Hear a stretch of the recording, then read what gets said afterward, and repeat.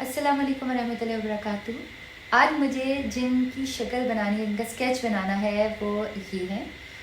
और माशाल्लाह भाई आपकी बहुत अच्छी पर्सनालिटी है। बहुत सारी दुआएं आपके लिए। And as I always say, जब भी हम स्केच बनाते हैं तो हमने पेंसिल सेलेक्ट करनी होती है और उसके साथ साथ outline, that is must. So let me start, begin with the outline.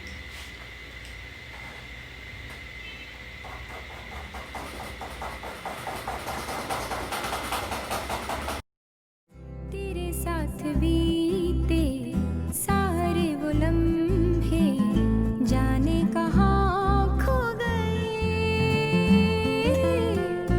जाने कहाँ खो गए। वक्त ने ऐसा तोड़ा ये रिश्ता, हम दास्तां हो गए, हम दास्तां